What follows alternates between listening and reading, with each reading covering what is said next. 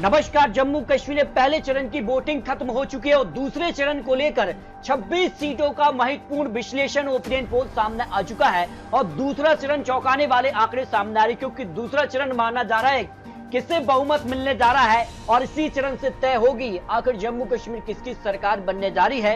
दूसरा चरण सबसे महत्वपूर्ण माना जा रहा है क्योंकि पहले फेज में बम्पर वोटिंग देखने को मिली और पहले फेज को लेकर जो बम्पर वोटिंग रही है उसके बाद जिस कार के उत्साह देखने को मिल रहे हैं, काफी खलबली दिखाई दी है। यहाँ पर बात की जाए तो पहले फेज में यहाँ पर 24 सीटों पर वोटिंग खत्म हो चुकी है, 7 जिलों में वोटिंग हुई थी और यहाँ बम्पर वोटिंग देखने को मिली है। और अगर बात किया तो दूसरे फेज को लेकर आकलन काफी चौंकाने वाले हैं। धारा 370 के बाद जम्मू कश्मीर में यहाँ पर चुनाव होने जा रहे हैं। पहले फेज की वोटिंग खत्म हुई है, दूसरे फेज को लेकर अगर बात की जाए तो काफी चौंकाने वाले आंकड़े रहे हैं। लेकिन जम्मू कश्मीर को लेकर अगर बात की जाए तो कौन सी पार्टी कितनी सीटों पर चुनाव लड़ी, देखिए अगर बात की जम्मू और कश्मीर नेशनल कॉन्फ्रेंस जो यहाँ पर है कांग्रेस पार्टी, और यहाँ पर बात की जाए तो यहाँ पर जो कम्युनिस्ट पार्टी है Jammu Kashmir national panther party का जो गठबंधन बना है, यहाँ पर अगर बात की जाए इससे जो पार्टी को यानी नेशनल कॉन्फ्रेंस को फारूक अब्दुल्ला के नेतृत्व में चुनाव लड़ रही है पार्टी, यह 56 सीटों पर चुनाव लड़ रही है, जबकि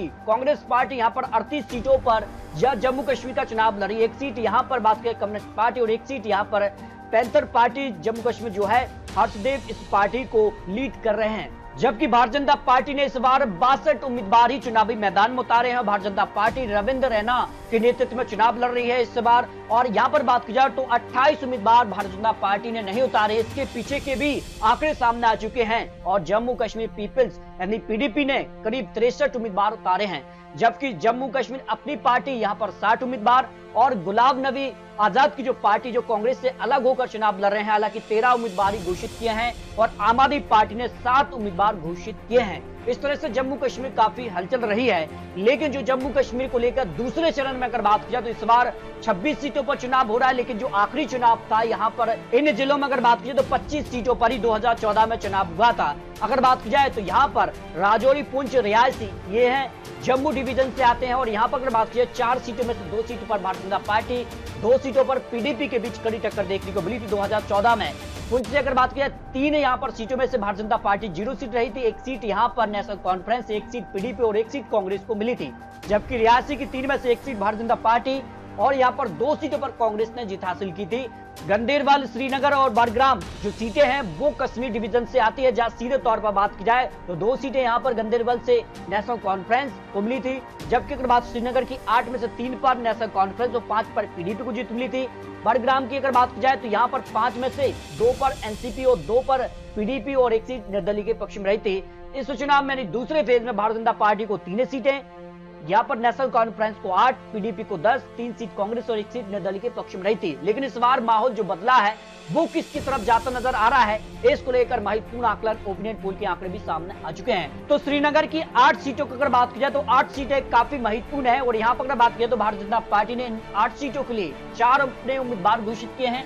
पीडीपी ने अगर बात की जाए तो पीडीपी ने इस बार अगर जो बात की जा रही आंकड़े हैं जो यहाँ पर उम्मीदवार हैं उन्होंने उतारे हैं वो 7 उम्मीदवार उतारे। लेकिन अगर बात की जाए तो सेंट्रल जो सीट है श्रीनगर की वो विधानसभा सीट पर यहाँ पर कांग्रेस का एक ही उम्मीदवार चुनावी मैदान में, यहाँ पर ना तो भारतीय जनता पार्टी ने पीडीपी ने, हालांकि निर्दलीय जरूर चुनावी मैदान में होंगे, लेकिन यहाँ पर माना जा रही है कि इस सीट पर कांग्रेस को यहाँ पर जीत की संभावना दिखाई दे रही है। तारिक अहमद कर्रा को यहाँ पर इस सीट चुनावी मैदान में कांग्रेस ने उतारा है। और अगर बात की जाए तो भारतीय जनता पार्टी से अशोक भट्ट, इंजी, एजाज हुसैन और यहाँ पर हिलाल अहमद वानी और यहाँ पर आरिफ राजा को भारतीय जनता पार्टी ने अपना उम्मीदवार घोषित किया है। जबकि अगर बात की जाए तो बाकी सीटों पर जो है इस सीट को छोड़कर कांग्रेस की तरफ से बाकी अगर बात की तो नेशनल कॉन्फ्रेंस ने अपने 7 उम्मीदवार उतारे हैं। नेशनल कॉन्फ्रेंस और पीडीपी की मुख्य टक्कर यहाँ पर श्रीनगर में देखने को मिल सकती है, जो आकलन सामने आ रहा है।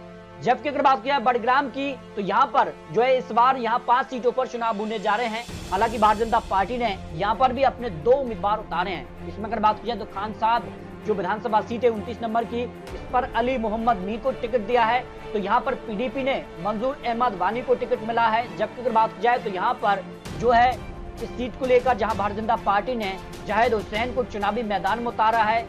इसके अलावा बात की जाए तो गुलाब नबी लोन यहाँ पर पीडीपी उम्मीदवार हैं, जबकि नेशनल कॉन्फ्रेंस ने अपने 5 सीटों पर अपने उम्मीदवार उतारे। कांग्रेस को यह सीट गठबंधन के तौर पर नहीं मिली है। यानी बड़ग्राम में सीधे तौर पर नेशनल कॉन्फ्रेंस और यहाँ पर बात की जाए तो सीधे तौर पर पीडीपी के बीच कड़ी टक्कर है। हालांकि पीडीपी ने अपने 4 ही उम्मीदवार उतारे हैं और भारतीय जनता पार्टी ने जो यहाँ पर चाडूरा सीट है वहां पर यहाँ पर बात की जाए तो नेशनल कॉन्फ्रेंस के उम्मीदवार यानी अली मोहम्मद डार यहाँ पर जो है जीत हासिल कर रहे हैं, क्योंकि यहाँ उम्मीदवार भारतीय जनता पार्टी पीडीपी ने नहीं उतारे हैं। इस कारण से यहाँ पर 4 सीट पर कड़ी टक्कर देखने को मिल सकती है, जो आंकलन सामने आ रहा है। लेकिन मुख्य टक्कर यहाँ पर नेशनल कॉन्फ्रेंस और यहाँ पर बात की जाए तो पीडीपी के बीच देखने को मिल रही है।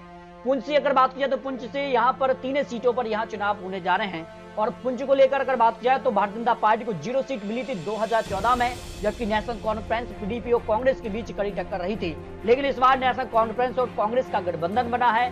मुख्य टक्कर यहाँ पर नेशनल कॉन्फ्रेंस और पीडीपी में दिखाई दे रही है। यहाँ पर बात की जाए जो आंकड़े रहे थे सूरनकोट सीट पर, यहाँ पर कांग्रेस ने मोहम्मद यहाँ पर शाहनवाज चौधरी को टिकट दिया तो भारतीय जनता पार्टी ने शहीद यहाँ पर मुस्तफा अहमद बुखारी को यहाँ पर टिकट दिया, जबकि पीडीपी ने भी जावेद चौधरी को टिकट दिया नहीं। इन सीटों पर, तीनों सीटों पर भारतीय जनता पार्टी ने भी अपने उम्मीदवार उतारे हैं। और अगर बात की जाए तो यहाँ पर जो है पीडीपी ने और यहाँ पर बात की जाए तो 1 सीट कांग्रेस, 2 सीटें नेशनल कॉन्फ्रेंस को मिली हैं। हालांकि 2014 में सूरनकोट जो सीट थी वो यहाँ पर कांग्रेस ने जीत हासिल की, इस कारण से कांग्रेस को सीट मिली है। बाकी यहाँ पर 2 सीटों पर कड़ी टक्कर देखने को मिल रही है। लेकिन अगर बात की जाए तो जो पुंछ है वो यहाँ जम्मू संभाग से है, तो माना जा रहा है कि भारतीय जनता पार्टी इन तीनों सीटों पर कड़ी टक्कर यहाँ पर हो सकती है। भारतीय जनता पार्टी के पक्ष में भी यहाँ पर सीटें जाने की संभावना इस बार दिखाई दे रही है। जबकि राजौरी की बात की जाए तो राजौरी के लिए इस बार यहाँ पर 5 सीटों पर चुनाव होने जा रहा है। लेकिन इससे पहले जो लास्ट चुनाव था वो 4 सीटों पर हुआ था, लेकिन इस बार 1 सीट यहाँ पर बढ़ा दी गई है। तो यहाँ पर अगर बात की जाए तो भारतीय जनता पार्टी को यहाँ पर बात की जाए तो 2 सीटें मिली थी जो विधानसभा चुनाव था, यहाँ पर राजौरी जिले के जो रिजल्ट रहे थे, जबकि पीडीपी को 2 सीटें मिली थी। तो इस बार माना जा रहा है कि यहाँ कड़ी टक्कर भारतीय जनता पार्टी यहाँ पर 5 सीटों पर दे सकती है। भारतीय जनता पार्टी ने 5 सीटों पर अपने उम्मीदवार भी घोषित किए हैं और 2014 में यहाँ पर कालाकोट और नौशेरा जो सीटें हैं वो भारतीय जनता पार्टी के पक्ष में रही थी। और इस बार भारतीय जनता पार्टी ने ठाकुर रणधीर सिंह और रविंद्र रैना को यहाँ पर चुनावी मैदान में उतारा है। हालांकि नेशनल कॉन्फ्रेंस ने दोनों सीटों के लिए अपने उम्मीदवार घोषित किए हैं और सैयद यहाँ पर मसीद शाह और हक नवाज यहाँ पर जो है वो पीडीपी ने भी अपने उम्मीदवार चुनावी मैदान में उतारे हैं। लेकिन माना जा रहा है कि राजौरी जिले की जो सभी सीटें 5 सीटों पर इस बार भारतीय जनता पार्टी कड़ी टक्कर देगी और भारतीय जनता पार्टी का यहाँ पर पलड़ा भारी नजर आया, जो आंकलन सामने आ रहा है। लेकिन अगर बात की जाए तो यहाँ पर त्रिकोणीय टक्कर यहाँ पर इस जिले में यहाँ पर देखने को मिल रही, क्योंकि यहाँ पर 5 सीटें और 15 उम्मीदवार यानी पीडीपी और भारतीय जनता पार्टी और यहाँ पर बात की जाए तो कांग्रेस नेशनल कॉन्फ्रेंस का जो गठबंधन है वहां कड़ी टक्कर यहाँ देखने को मिल रही है। जबकि रियासी की अगर बात की तो रियासी की भी इस बार यहाँ पर 3 सीटों पर चुनाव होने जा रहा है और 3 सीटों में से 1 सीट पर भारतीय जनता पार्टी और 2 सीटें कांग्रेस के पक्ष में रही थी 2014 में।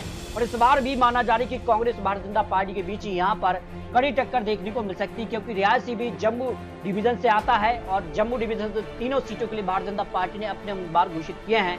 यहाँ पर बात की जाए तो गुलाबगढ़ जो सीट है वहां पर अगर बात की जाए तो सीधे तौर पर रियासी में यहाँ पर जो है काफी कड़ी टक्कर रही थी। और अगर बात की जाए तो यहाँ पर भारतीय जनता पार्टी ने मोहम्मद अकरम चौधरी को चुनावी मैदान में उतारा, तो पीडीपी ने भी फारूक यहाँ पर इकबाली को यहाँ पर चुनावी मैदान में उतारा है।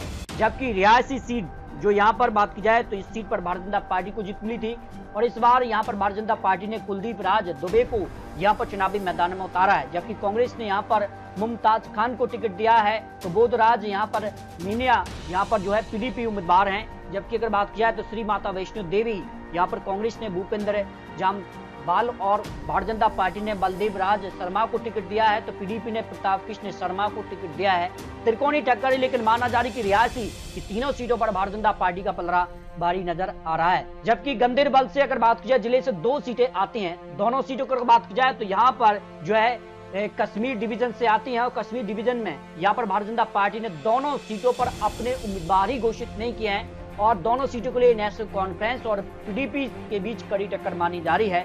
और पीडीपी इन दोनों सीटों पर काफी मजबूत है। 2014 में भी दोनों सीटों पर नेशनल कॉन्फ्रेंस ने यहाँ पर जीत हासिल की थी, तो नेशनल कॉन्फ्रेंस के पक्ष में गदरबल की दोनों सीटों पर जीत की संभावना हो सकती है। तो इस तरह से अगर बात की जाए तो जम्मू कश्मीर सेकेंड चरण के लिए यानी दूसरे चरण के लिए काफी हलचल है। अब बढ़त किसको देखने को मिल रही है, क्योंकि भारतीय जनता पार्टी यहाँ पर बात की तो रियासी पुंछ 86 जो जिले हैं कुल मिलाकर 9 विधानसभा सीटों पर सीधा फोकस है। जबकि अगर बात की जाए तो यहाँ पर 15 सीटें जो कश्मीर डिवीजन से हैं, यहाँ पर पीडीपी और नेशनल कॉन्फ्रेंस और कुछ सीटों पर भारतीय जनता पार्टी यहाँ पर सेंध लगा सकती है। तो इस तरह से जम्मू कश्मीर को लेकर दूसरे चरण को लेकर महत्वपूर्ण आकलन आपको दिखाए हैं। लेकिन बात की जाए तो काफी हलचल जम्मू कश्मीर देखने को मिल रही है। पहले फेज की वोटिंग खत्म हो चुकी है, दूसरे चरण को लेकर जो आकलन है वो काफी चौंकाने वाले सामने आ रहे हैं। तो इस तरह से आपको कुछ महत्वपूर्ण आंकड़े दिखाए हैं। आपको क्या लगता है जम्मू कश्मीर अगली सरकार किसकी बन सकती है, इसको लेकर अपनी राय रख सकते हैं। आपको बता दें ये चुनावी आंकड़े, चुनावी विश्लेषण है। आखिर जम्मू कश्मीर अगली सरकार किसकी बनेगी ये तो जनता तय करेगी। 8 अक्टूबर को नतीजे यहाँ पर फाइनल नतीजे सामने आ जाएंगे। आखिर धारा 370 के बाद ये विधानसभा चुनाव किसके पक्ष में जाता नजर आ रहा है, इसको लेकर अपनी राय रख सकते हैं। मिलते हैं और लेटेस्ट और महत्वपूर्ण विश्लेषण के साथ, तब तक के लिए जय हिंद, जय भारत।